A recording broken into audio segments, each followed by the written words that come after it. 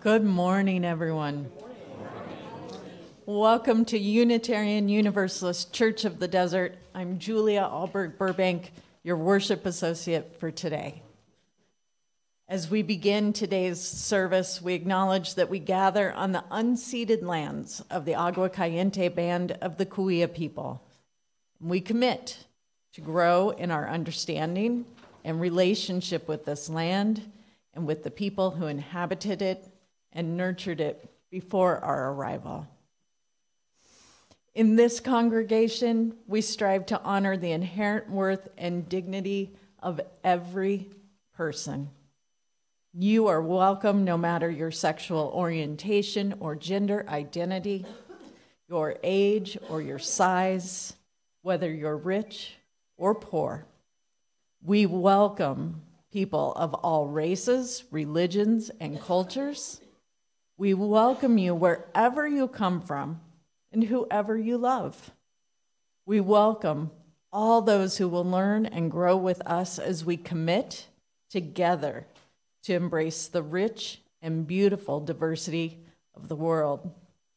Our goal here is to build a community centered in justice, in compassion, and in love. We are so glad you are with us today, whether you are here in the sanctuary or at home. Your presence is a blessing. Welcome. We are so glad you're here with us today. Now we will ring the Tibetan bowl and listen to our music for centering.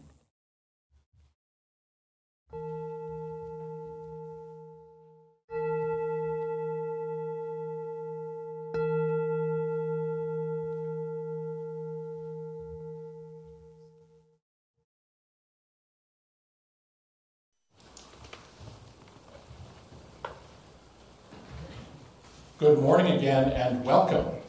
I'm the Reverend Ian Riddell, and I have the honor and joy of serving this congregation as its minister. However you found us, however many times you've been here with us in person or online, welcome.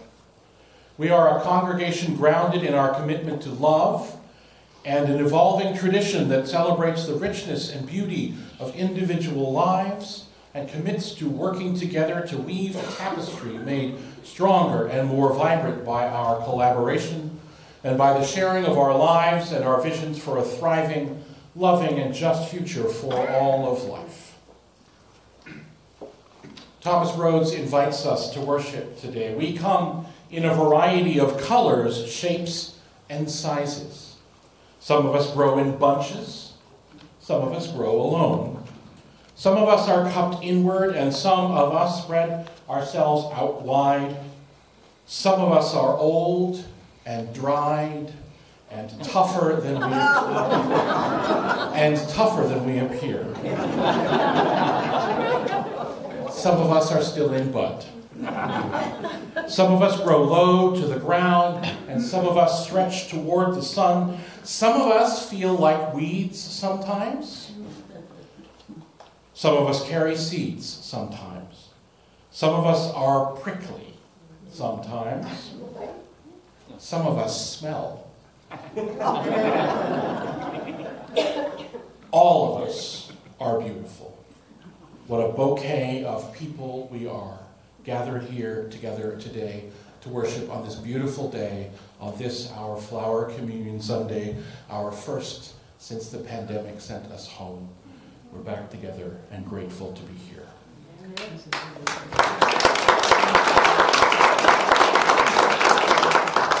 I invite you to rise in body or in spirit as we sing our opening song, Morning Has Come. It's a little peppy, so get ready.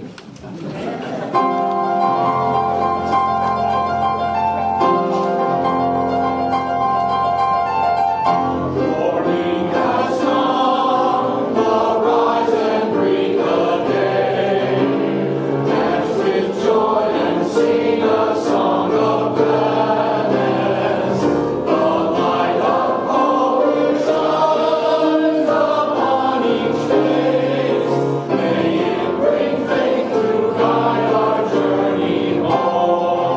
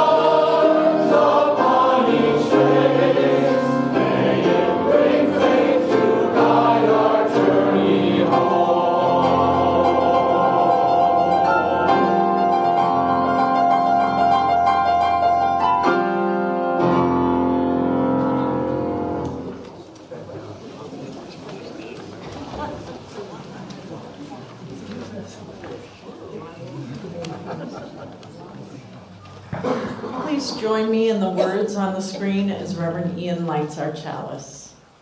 May love be the spirit of the church. May the quest for truth be its sacrament, and service be its prayer. To dwell together in peace, to seek knowledge in freedom, and to help one another in fellowship. This is our aspiration. Now, Jane Beth Stover is going to help us light our biopot candle.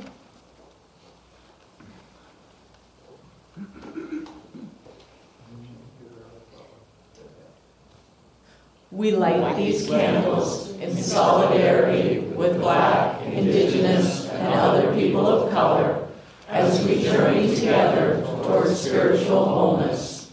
May we, as a beloved community, work to dismantle racism and all forms of oppression. May we live out our principles so that justice, dignity, and equity for all prevail.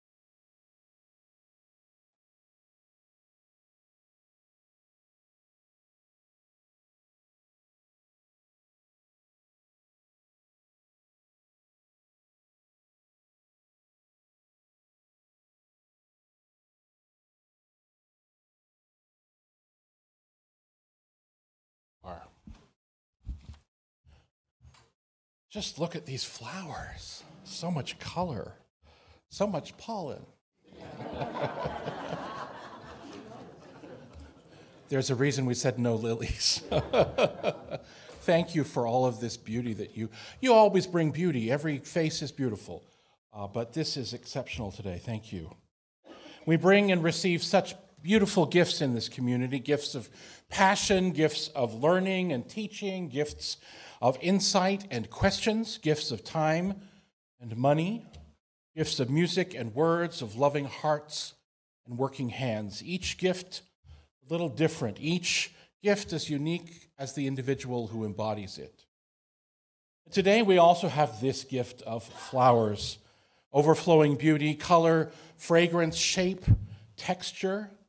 Each is precious, from the smallest bit of freesia to the glorious rose.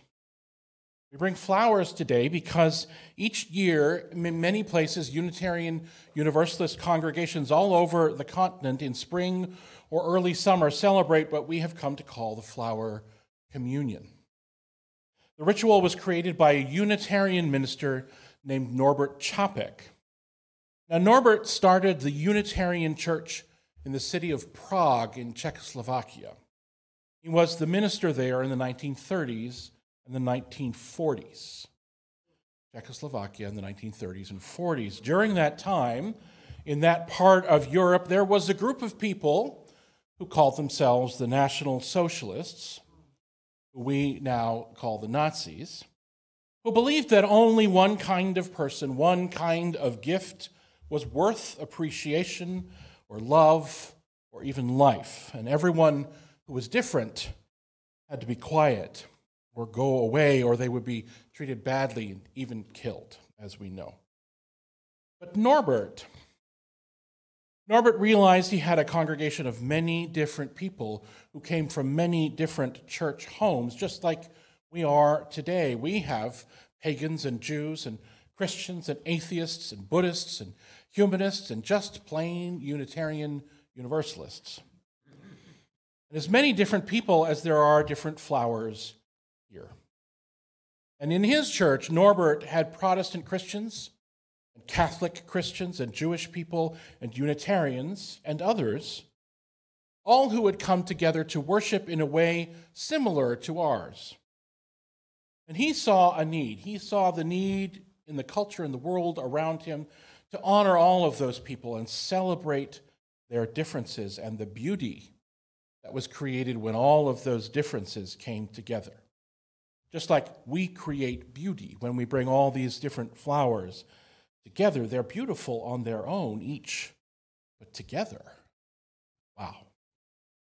Now, in Norbert's ritual, each member of his congregation brought a flower, a symbol of their own special beauty and gifts, to the congregation, and later in the service, each flower was exchanged with the flower of another person. One person's special beauty shared with another person's special beauty. Norbert's aspiration for his congregation was, and I quote, amid diversities of knowledge and of gifts, to be one in desire and affection. And so, ever since Norbert's wife Maya brought this ritual to the United States in 1940, Unitarian and then Unitarian Universalist congregations have been sharing flowers with each other in the flower communion.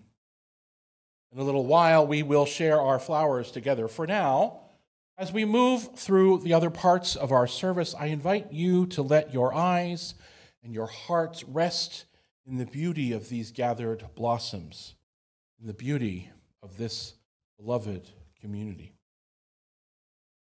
This beloved community which we support in so many ways, as I said, with our work and our passion, our ideas and our spirit and our voice, and also with our resources.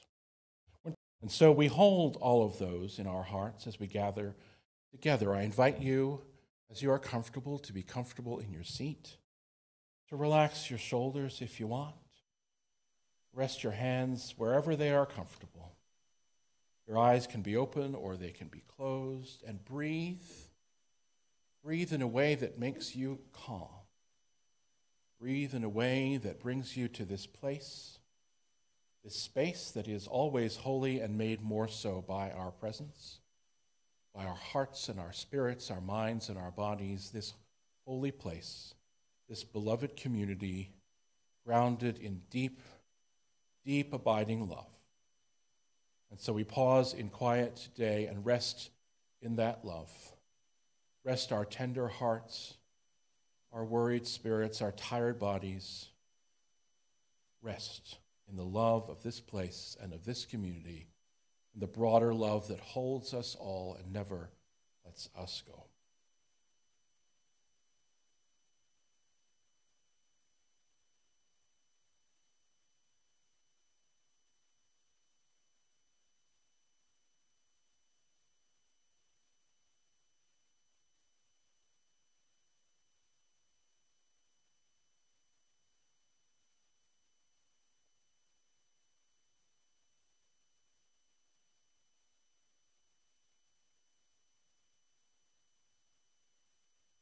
May all beings know peace. May all beings know an end to suffering. May all beings know love. Friends, let us join our voices together as we sing our hymns for meditation. Spirit of life, Fuente de Amor.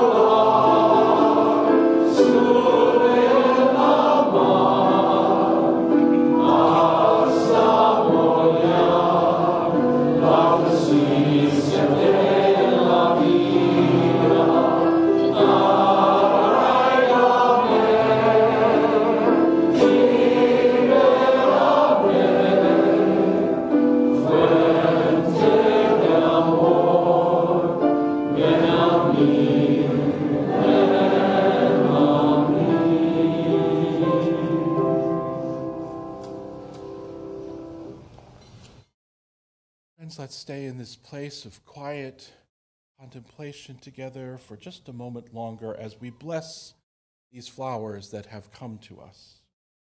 This blessing today I have adapted from the words of the Reverend Čapek himself. And so I invite you to focus on the flowers, look at them, see their color, their texture, their beauty, the hope that they bring, the quiet grace they bring to our lives, the joyful explosions of color.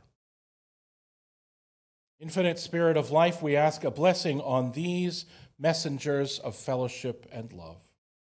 May they remind us amid diversities of knowledge and gifts to be one in desire and affection and devotion to the work of love. May they also remind us of the value of comradeship, of doing and sharing alike. May we cherish friendship as one of the most precious gifts we are given. May we not let awareness of another's talents discourage us or sully our relationship, but may we realize that whatever we can do, great or small, the efforts of all of us are needed to do the work of love in this world. May these flowers be blessed by our love and our hope and our commitment. Now we're going to do the flower communion part. So we have all brought flowers, and you have brought such an abundance of flowers to us today. And I'm going to invite, in a moment, I'm going to invite folks to come up the center aisle and choose a flower that you did not bring. You could probably take two if you can't decide. Choose a flower that you did not bring and take it back to your seat with you. Does that make sense? Pretty straightforward. I'm going to invite us, when I'm going to do a little traffic control, and I'm going to invite us in sections to come forward, to come up the center aisle, and to go back down that aisle. Okay? Does that make sense? So wherever you're coming from, come up the center aisle, go back down that aisle to your seat. Be gentle with each other. Be careful with each other. Watch the feet of the people in the front row. Chip is going to play some lovely music. And so I'm going to ask you to come down the aisle and take a flower to speak to you. And don't worry, by the way, if you forgot to bring a flower. As I said, we've got lots of extras. When you go back to your seat, I invite you to ponder the bloom that you have chosen, that you have received. Perhaps share with your neighbors something of beauty that you encountered this day, this month, this year, in this congregation or elsewhere. Share some beauty or why you chose the bloom that you did. Does that make some sense? We're going to do this now. We're going to start with this group of folks. So I invite this group of folks to come up, around to the back, up the center aisle, choose a flower, and go back that way.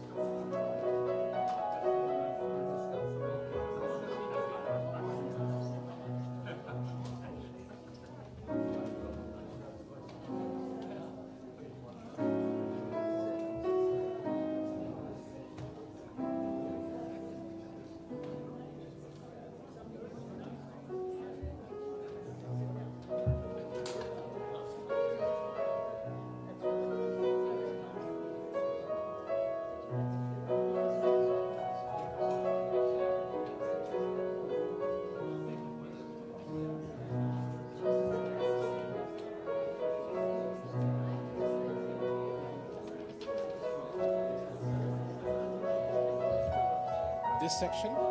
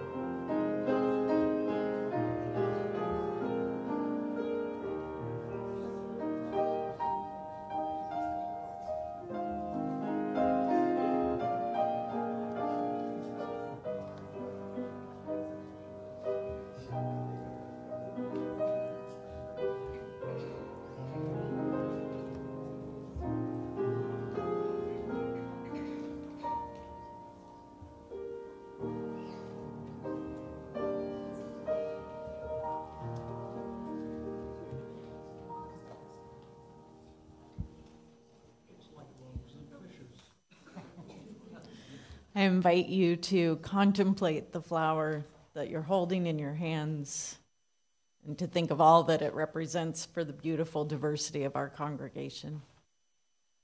Flower Communion by Lynn Ungar. Flower Communion, what a gathering. The purple tongues of iris licking out at spikes of lupin, the orange crepe skirts of poppies lifting over buttercup and daisy. Who can be grim in the face of such abundance? There is nothing to compare, no need for beauty to compete. The voluptuous rhododendron and the plain grass are equally filled with themselves, equally declare the miracles of color and form. This is what community looks like. This vibrant jostle, stem by stem, declaring the marvelous joining. This is the face of communion, the incarnation once more gracefully resurrected from winter. Hold these things together in your sight, purple, crimson, magenta, blue. You will be feasting on this long after the flowers are gone.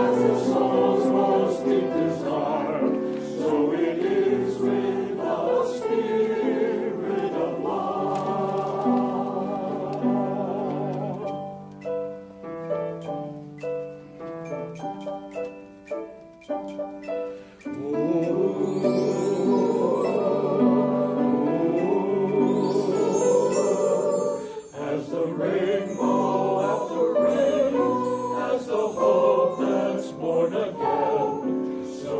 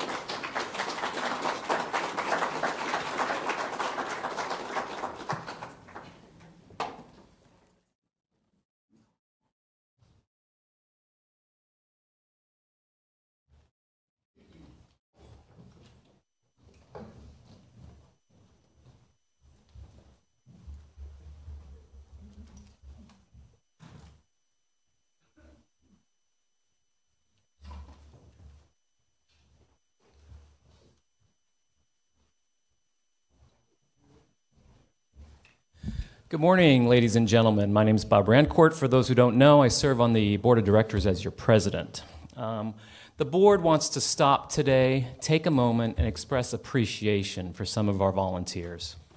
You know, Ruben and I came here in 2018, and so we've been here, about 6 years now, and this is just a well-oiled operation machine here. I mean, that's all we've known is how great this church is. Everything comes off just smoothly, you know. That's all we've known. But it hasn't always been this way. It took hours and years and efforts and resources by many volunteers for many years, sometimes decades, those members amongst us, that have been doing things to get here where we are today. You know, there's the Marion Elsons out there, the Carol Scannys out there, and but for them, we might not be in the position that we're in today. So we want to stop and take a moment and express our appreciation. And I found a quote that since today's the annual election, please stick around for the business meeting afterward. This is the quote I found on behalf of the board. Volunteering is the ultimate exercise in democracy. You vote in elections once a year, but when you volunteer, you vote every day about the kind of community in which you want to live. Attribution unknown, and that's our community. We have a fantastic community. On behalf of the board, let me say thank you to our many, many volunteers who make this community the kind of place in which we want to be. I now want to introduce and recognize one such volunteer who's been doing those kind of efforts for many years, Vicki Porter, to help us express our appreciation for the particularly significant time and efforts given by another one of our very special volunteers. Vicki?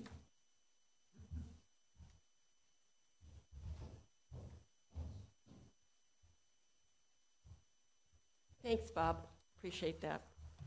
And I have to say, if I'm going to be volunteering to do something, this has to be the best gig ever. I mean, this was kind of I got the gold ring, and I got to work with a whole bunch of really special people who we're here to celebrate today. Is somebody who has actually been here for those decades, 4 of them, was part of the UU Fellowship of the Desert, as they love to say, wandering the desert, looking for a home. I asked the people who knew this particular, I'm going to call them one of our wise ones, for 3 words that would characterize this person. What kind of person are we talking about? And this is the word cloud that came from that thinking about who this person is. And you noticed that the 3 most prominent words, flowers, creative, and passion. And I have to tell you, those are the only words I could ever come up with for Leslie Gebhardt. She is basically, I think most of you may know Leslie because of our Peace Labyrinth. Or maybe you don't know where that Peace Labyrinth came from. Well, that's kind of become an anchor. It's a symbol that is used by people throughout our community, not just us.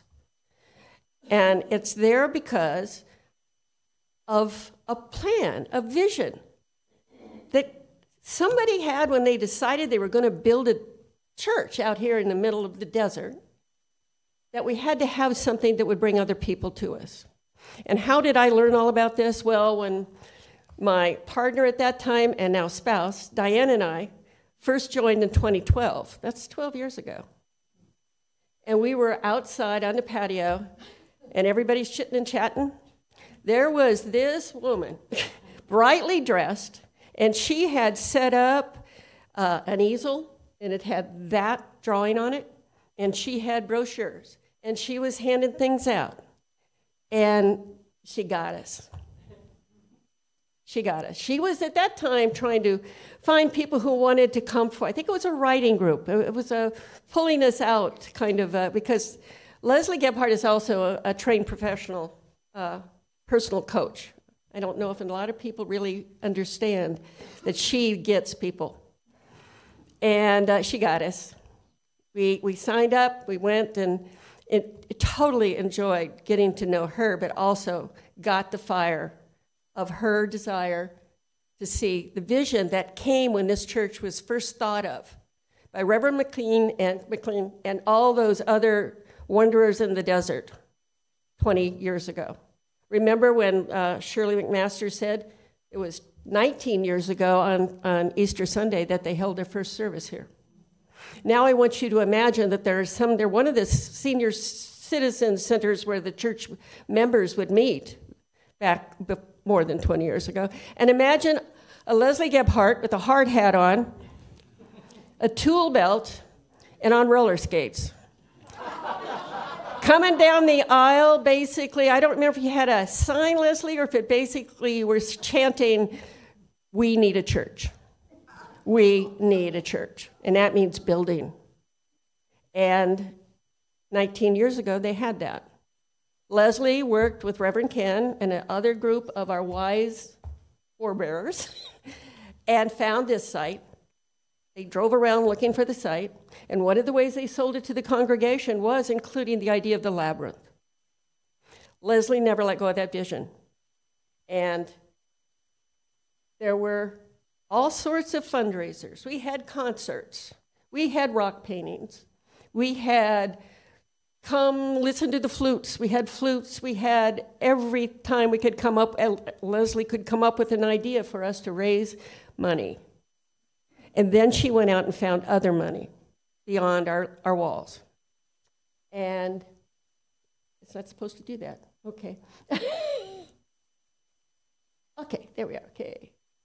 And we had a groundbreaking. It was too hot, so we had a fake groundbreaking right over there. Okay, we had a trough full of sand. Dan Spencer, who was the architect who helped create this vision with Leslie, was there to turn the soil. Leslie, I think, Susan, you were representing the board at that time. And the gentleman on the end, Leslie, I think that was our contractor. She found a guy who only specialized in concrete and knew how to pour it for a labyrinth. So there she was, supervising. There we were, having a real opening, a real dedication. And we've used it. We do monthly labyrinth walks. Diane and I got married on that labyrinth. We have people who come from every place. We've had dancers who suddenly appear on the labyrinth. Then we have Leslie and the community she's created around herself from this group and others. Leslie is, what can I say? The force that I'm taking is a community builder. And that's why this is so special for me today. What we've talked about, and we've heard Reverend Ian talk about, it's about building and bringing people together. And here's some samples of Leslie bringing people together, and you'll see them scattered around the sacred grounds. Because Leslie is now dedicating her time to raising funds for the sacred grounds. And you may not know this, but most of the funds that we've had available, I think Rod will confirm this, have come from Leslie's fundraising. And the flower communion means a lot to Leslie because she kept us going during the worst times of our existence, during the pandemic. She often brought flowers to the service, but during the pandemic, when we were doing virtual services, she would be at the church there were 4 or 5 of us at the most in here, and she would make sure we had flowers on the pulpit. So, she's an adventurer. That's kind of an example. This is her husband, Bob, who has played a big role in her life and in ours. She's a child at heart. And she's my spirit. She really has been the one to help me embrace this community. And I hope others of you have that kind of memory of it. So when we decided, based on Bob's charge and the board's charge, we needed to recognize this person. We had to do it outside. It had to be something outside. And we couldn't do another rock by the labyrinth. There's so many rocks down there now. But Fran Hogue came up with a wonderful idea, or planted the seed. And the seed was, Leslie brought people together. Leslie brings people together to create. And that seed kind of grew. And we planted it. And we ended up getting a lot of people coming together, and we could have had more if we wanted something bigger to give in memory in honor of Leslie. The seeds that were planted turned out to be, I promised Leslie if she came today, we wanted to give you special flowers because it was flower communion. So about 24 people came together for 2 weekend days in March, and made glass tiles with the flowers representing their love of Leslie. And I have to tell you, I heard the word love so much during that process. But it was quite a fun thing. Nobody cut themselves. Nobody broke anything. And in the end, it was a community in itself. We had 10 people laughing and sharing ideas, and it was wonderful. And in the end, this is what we came up with. 20 tiles and the butterfly in the middle. And I guess with that, I'm going to need help. Am I going to break this thing if I take it apart? Leslie, isn't your special? Yes, ma'am. Leslie wants to know if she's dead. I may be after this is over. And this is Rod putting it all together.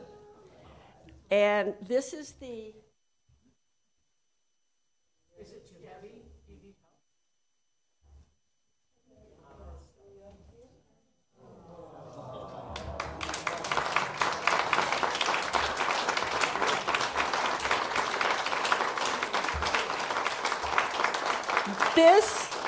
This is the mural of all those pieces came together, and it's going to be hung on the north wall, just outside the patio, the community room patio, and it faces.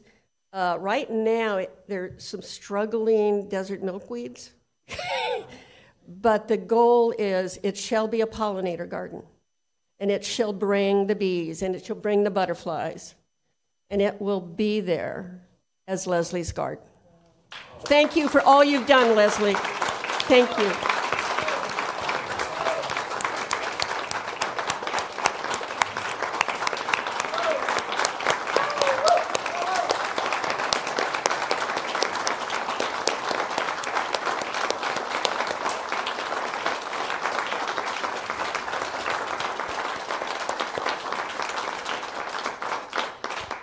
And I really, if you don't mind, just one last thing, could the 20 people who participated in the creation of the mural, of the tiles, could you stand?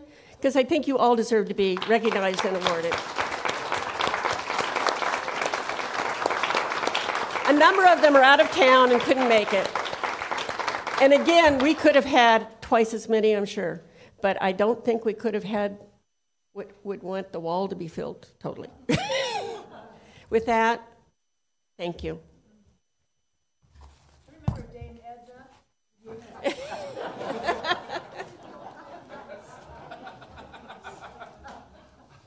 Reverend Ian? Yes. May I ask Dan Spencer to wave? Dan Spencer's our architect, and he happens to be here. Yeah.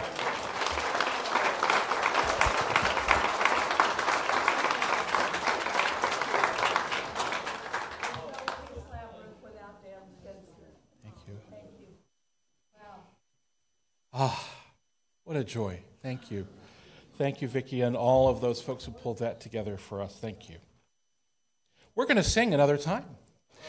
We have a closing hymn. Now, this is one we haven't sung often before. The words were written by Norbert Čapek, and then translated into English. It's because we haven't done it a lot before. I'm going to sing the first verse for you, and then I'm going to invite you when it's time for the second verse to rise in body or in spirit and sing as well as you can, and I know you can. You've got beautiful voices. There are 6 verses. You've got plenty of time to figure it out. So stay seated for a moment, and Chip and I will do the first verse.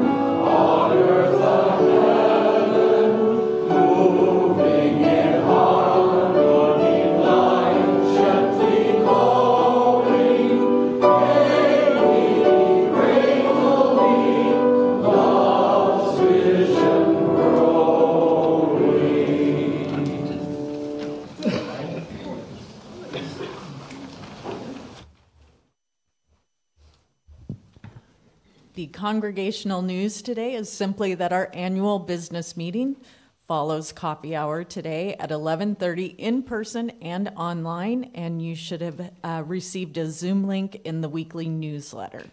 So please stay and be a part of that meeting. Thank you.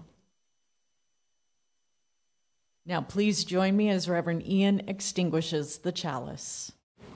We extinguish this flame, but not the light of truth, the warmth of community, or the fire of commitment. These we carry in our hearts until we are together again.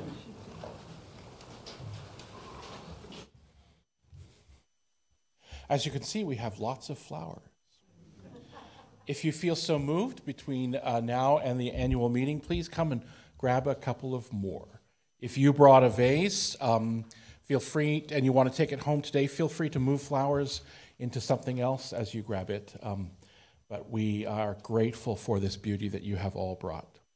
We're going to close today with the words, again, adapted from a prayer of the Reverend Norbert Chapek.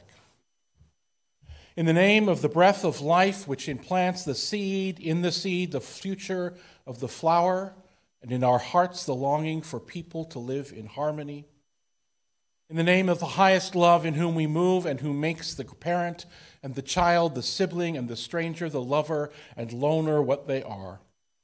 In the name of sages and great religious leaders who sacrifice their lives to hasten the coming of an age of mutual respect, let us renew our resolution sincerely to be real neighbors and kin, regardless of any kind of bar which seems to separate us from each other. In this holy resolve, may we be strengthened, knowing that we are life's family, that one spirit, the spirit of love, unites us and endeavor for a more perfect, a more just, and a more joyful life. Go in peace, my friends, to spread your beauty and to love and serve the world.